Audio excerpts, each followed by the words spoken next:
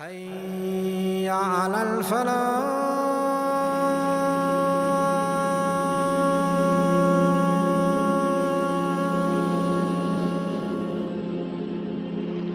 Facts that can be found in the Qur'an that leave us awestruck. How could this information be in a book 1,400 years old? And we were looking at those verses in the Qur'an concerning the development of the human fetus in the womb. And we also were reading a hadith of the Prophet Muhammad, may Allah's peace and blessings be upon him, when the Prophet Muhammad mentioned that when 42 nights have passed over the conceptus, Allah sends an angel to it who shapes it, makes its ears and eyes and skin and flesh and bones. And then he says, "Oh Lord, is it a male or a female?" And your Lord decides what he wishes and an angel records it. So it is at the 42nd day or just after the 40th day that it only then becomes identifiable. And this is a fact. This is a scientific fact. And it's very interesting. It's true also that the Prophet Muhammad mentioned that there are some things that the knowledge of it is only known to Allah subhanahu wa ta'ala. And one of the things the Prophet mentioned is what is the sex of the child in the womb. We also find that the hadith mentions the correct time for the recognizable growth of the features described, and the sex of the fetus can only definitely be determined after 42 days. Now this piece of information was only known after the invention of powerful microscopes, only decades ago. But what I thought I would do is mention a quote from Keith Moore, who is the professor and chairman of the Department of Anatomy from the University of Toronto in Canada. And Keith Moore is one of the acknowledged experts in the field of the developing human being in its embryonic form. And he was shown some of the statements in the Qur'an and the hadith or sayings of the Prophet Muhammad concerning the development of the human embryo. And having studied them, he came to a conclusion. And this is what he said. Until the 19th century, nothing was known about the classification of the stages of human development. A system of staging human embryos was developed around the end of the 19th century, based upon alphabetical symbols. And during the 20th century, numerals were used to describe 23 stages of embryonic development. This system of numbering the stages is not easy to follow, and a better system would be based on the morphological changes. In recent years, the study of the Qur'an has revealed another basis for the classification of the stages of developing embryo, which is based on easily understood actions and changes in shape. It utilizes terms that were used and sent by God to Prophet Muhammad by the angel Gabriel and recorded in the Qur'an. And he goes on to say, "It is clear to me that these statements must have come to Muhammad from God, because almost all of this knowledge was not discovered until many centuries later. This proves to me that Muhammad must have been a messenger of God or Allah." Dear viewers, you need to think about this. Here is one of the experts, perhaps the expert in the field, examining the information that is in the Qur'an and that has been mentioned on the tongue of the Prophet Muhammad. And he is saying that not only is it impossible for this information to have been known by anyone 1,400 years ago, he also suggests that modern embryology should follow the system of development that has been mentioned in the Quranic verses. This is what Keith Moore is saying, who, by the way, has become a Muslim. How did the Prophet Muhammad develop this information? From where did a man living in the desert 1,400 years ago know? This is the question that you have to ask. The next thing we want to look at is the water cycle, where the sun heats the sea and causes evaporation, and from that evaporation we have clouds forming, and how the winds move those clouds, and from that rain falls. Now, the Qur'an accurately describes the water cycle and the origin of underground springs. In fact, it was not until the 18th century that the water cycle was really accurately described. Yet the Qur'an says 1,400 years ago, in the 39th surah, in the 21st ayah, have you not seen that Allah sent water down from the sky and led it through sources into the ground? This is a simple but in fact highly accurate description of the water cycle. Another amazing fact that is mentioned in the Qur'an, we find in the 24th surah of the Qur'an in the 40th verse. And it's talking about the state of those people who disbelieve and reject faith in God. The Qur'an describes the state of the disbeliever, the person who has rejected faith, like a darkness. A darkness that is so dark, it is like the deep depths of darkness in a vast, deep ocean, overwhelmed with wave upon wave. If a man stretches out his hand, he can hardly see it. For any to whom Allah gives no light, there is no light.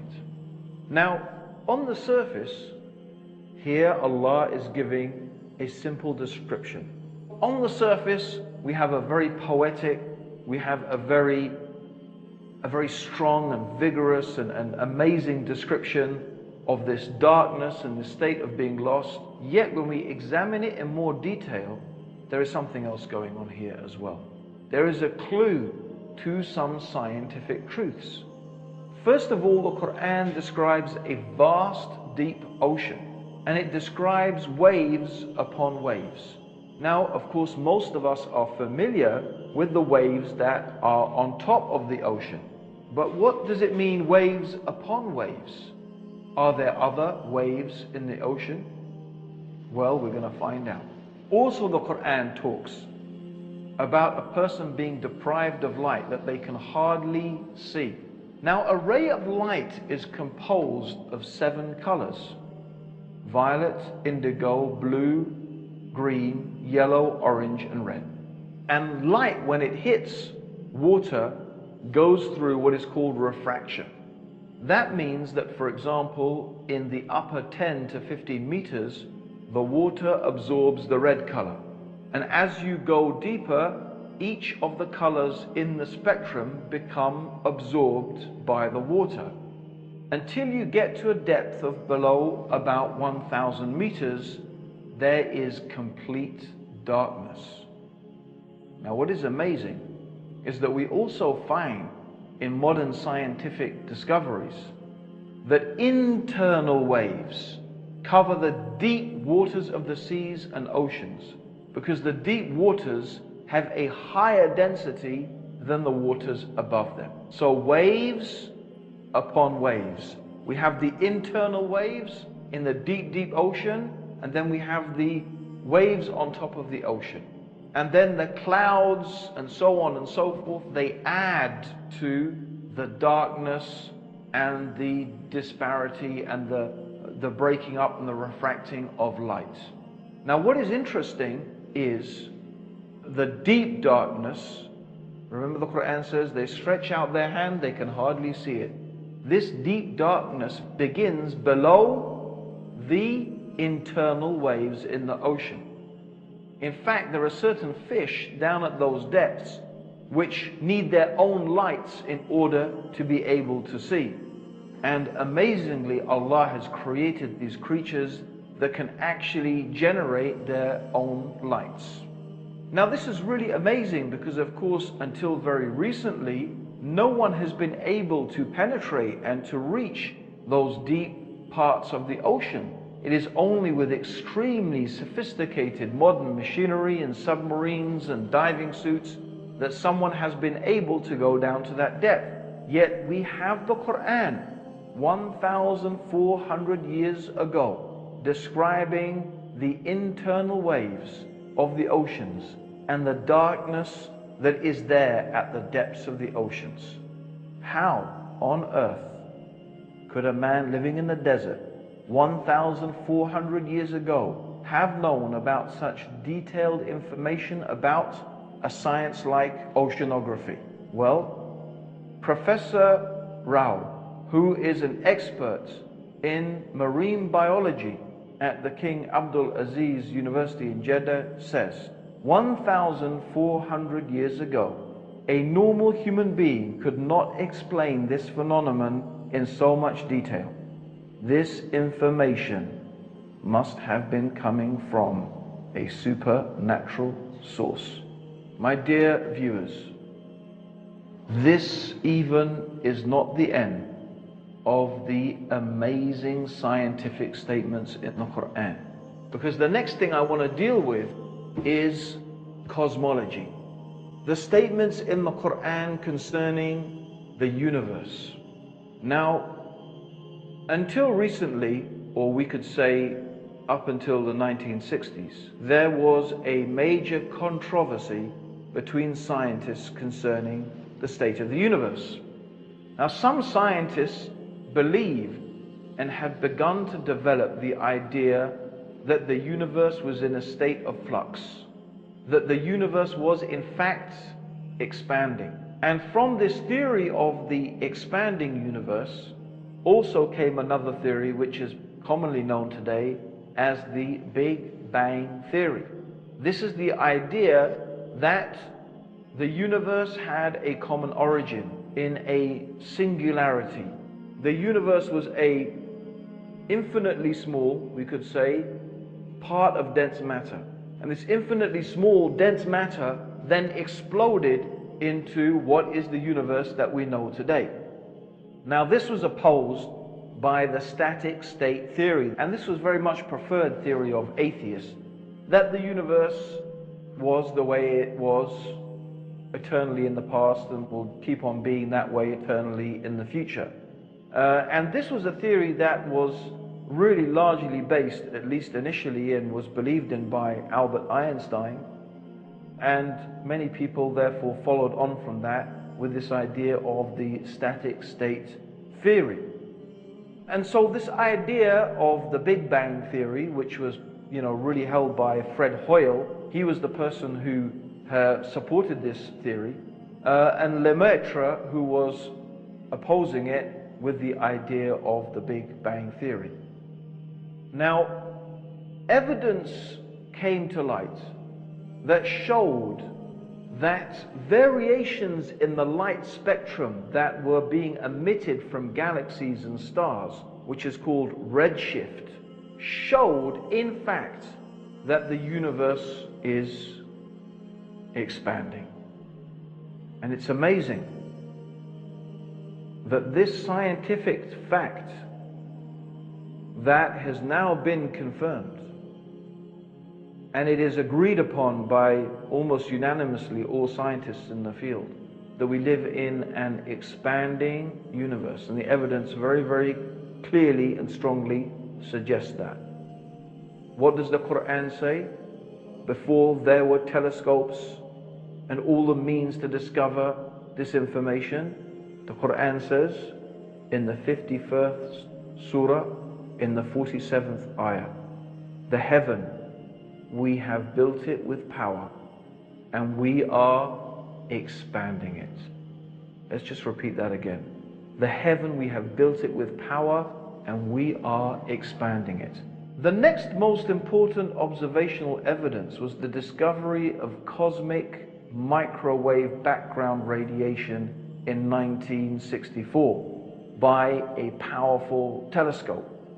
And this had been predicted in the Big Bang Theory as a relic of the hot ionized plasma of the early universe when it first cooled sufficiently to form neutral hydrogen and allowed space to become transparent to light. And its discovery led to the general acceptance among physicists that the Big Bang is the best model for the origin and evolution of the universe. What does the Qur'an say in the 21st surah, in the 30th ayah? Have not those who disbelieved known that the heavens and the earth were joined together as one united piece? Then we parted them, and we have made from water every living thing. Will they not then believe? The common origin of the universe, or the singularity that scientists believe today the universe originated from, and which led to the Big Bang. It is considered that the conditions of this singularity were so precise, it is almost inconceivable that it could be in that way, except that it has been made by an all-wise and powerful creator. The Qur'an also mentions that Allah turned to the heavens when it was dukhan. And the word dukhan in Arabic means smoke. This also accurately describes the hot gaseous mass of the universe before the galaxies and the stars began to be formed. So here we have the Qur'an 1,400 years ago talking about the expanding universe, talking about the common origin of the universe, that the heavens and the earth were one, talking about the gaseous state, the smoke-like state of the early universe. This is in a book 1,400 years old, mentioning facts that scientists have only begun to discover today. And we have created from every living thing water. It's a fact that every living thing has its basis in and is fundamentally composed of water. You and me are about 70 to 80% water, a fact that has been mentioned in the Qur'an 1,400 years ago. Will you not believe? What will it take to make you realize and to understand that the Qur'an is the truth, that Muhammad is the messenger of God? This is more evidence, the proof that Islam is the truth. Let's look at some more verses of the Qur'an concerning cosmology. One of the verses we want to mention is that Allah is the one who created the night and the day, the sun and moon. Each one is traveling in an orbit with its own motion. Now it's interesting that the Arabic word referring to movement with self-propelled motion is the verb sabaha. And yasbahuna is what the actual text mentions. Now this implies a motion that comes from the body in question itself. So if it takes place in water, it means to swim. If it means on land, it means to walk. So the implication is the movement is coming from the body itself. So if it was talking about something in space, it would mean to rotate. It would itself rotate. Now, this is amazing. The Qur'an is talking 1,400 years ago about the earth and the moon and the sun rotating. If you are perhaps thinking that the sun is static, it's not. The sun, as does the earth, as does the moon, they all rotate. Of course, the earth, however, rotates around the sun. The sun rotates around its own axis. So it is actually quite correct, is saying. And of course, the earth is in orbit around the sun. And also, by the way, the sun is also in orbit. But it is in orbit round the center of the galaxy. In fact, it is believed that ultimately, if the sun keeps going in its orbit, it would ultimately end in what is known as the solar apex, a sort of position that it will end up in the center of the galaxy. The idea of the alternation of the night and the day and of the spherical nature of the earth is actually implied in the 31st surah and the 29th ayah of the Qur'an. Have you not seen how Allah merges the night into the day and the day into the night?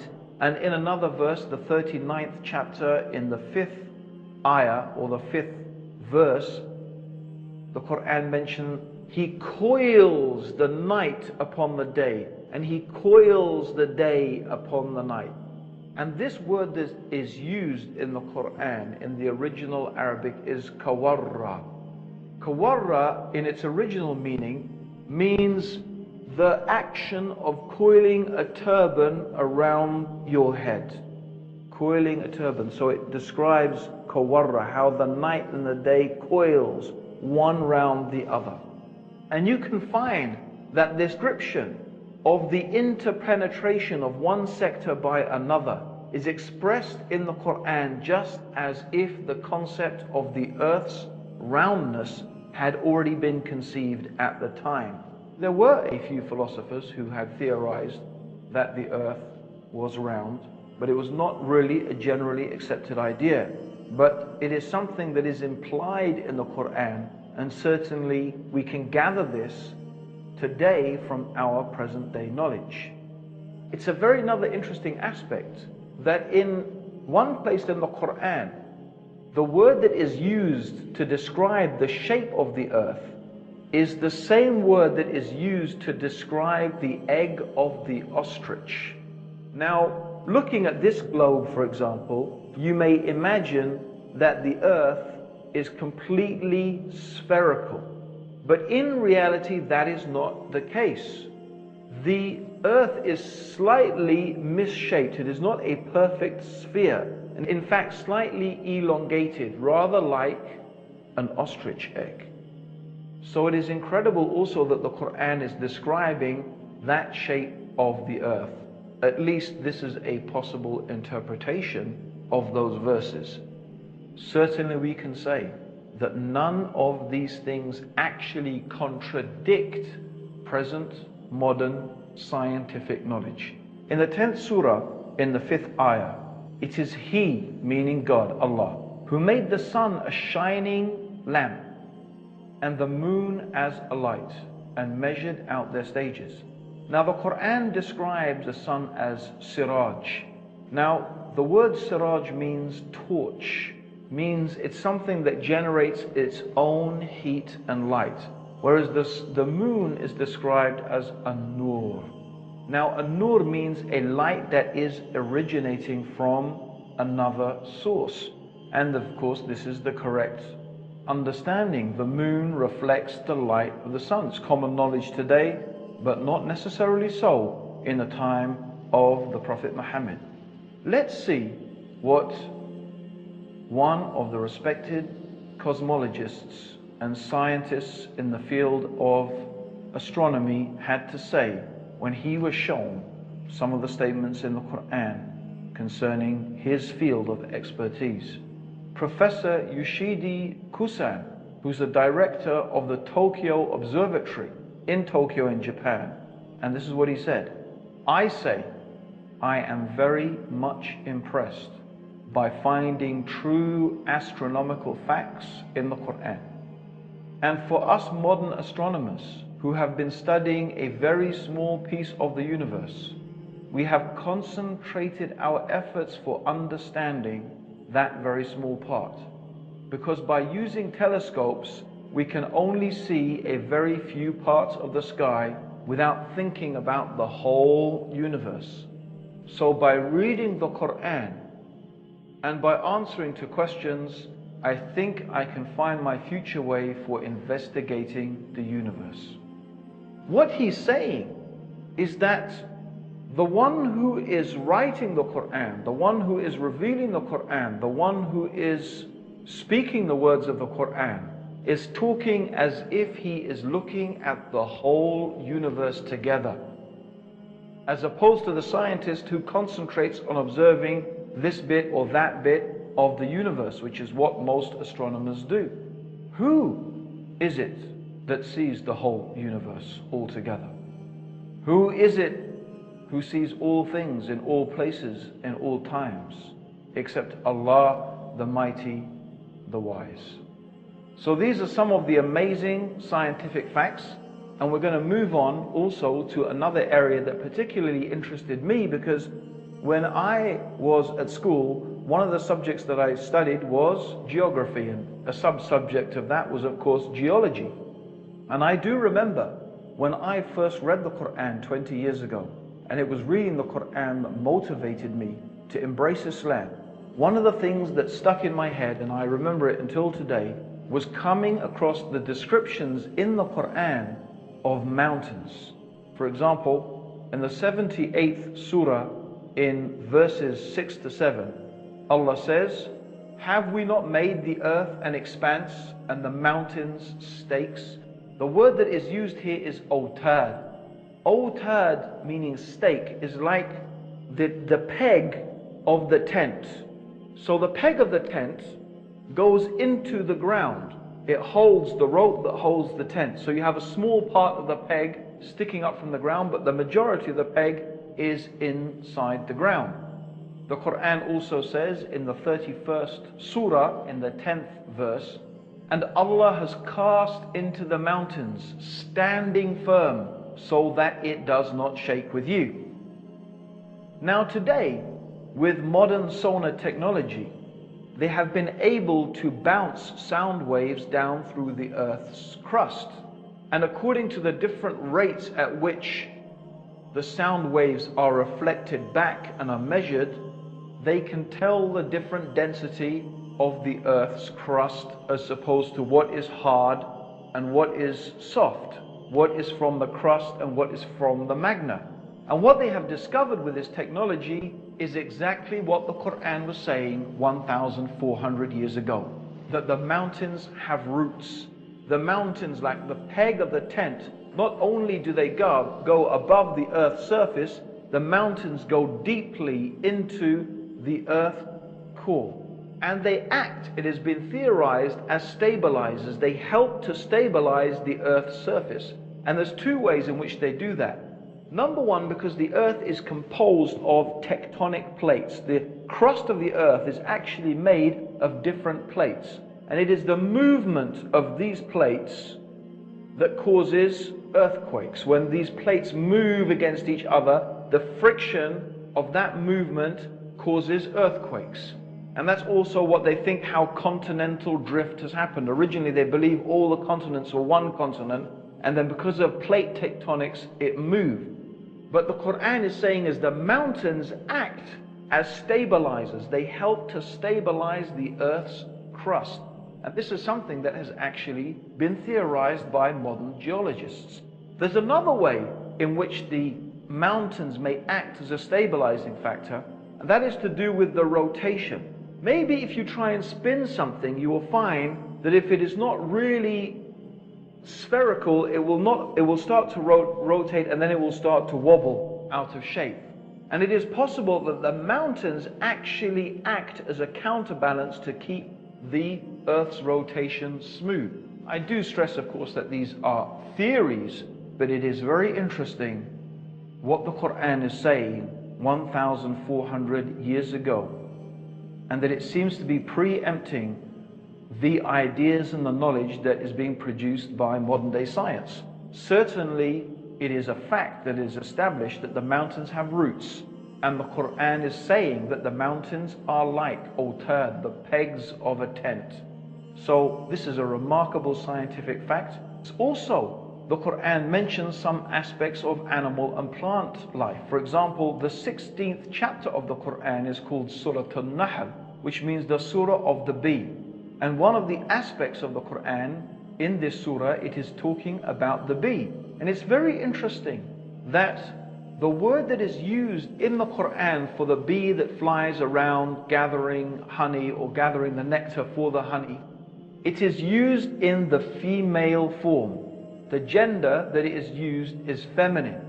Although until recently it was believed that the bees were actually soldiers, they were males, and the ruler of the hive was a king. But as it happens, in fact, we know that the bees are indeed female, and they are owned, or they are headed by a queen. That's why we say the queen bee.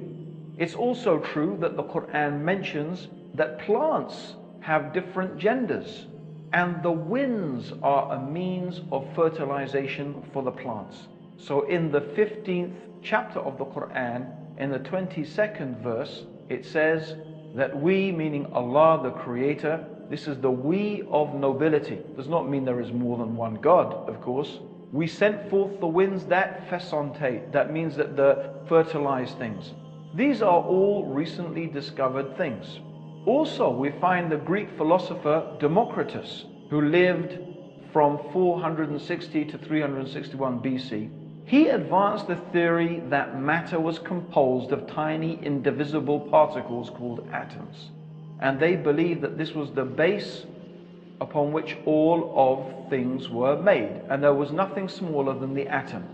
However, modern science has discovered that atom is in fact divisible, and the atom has been split, and the atom itself is composed of smaller elements. The Qur'an says 1,400 years ago, in the 34th chapter and the 3rd ayah, or the 3rd verse, He is aware of an atom's weight in the heavens and on the earth, and even anything smaller than that. Meaning there is something smaller than an atom, and Allah, God, is aware of it, every single thing. There's another thing I want to mention.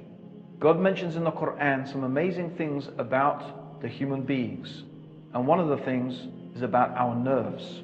Here is a very frightening and terrifying passage of the Qur'an. It's mentioned in the 75th chapter in ayahs 3 to 4. Does mankind think that we cannot assemble his bones? Nay, we are able to put together in perfect order the very tips of his fingers.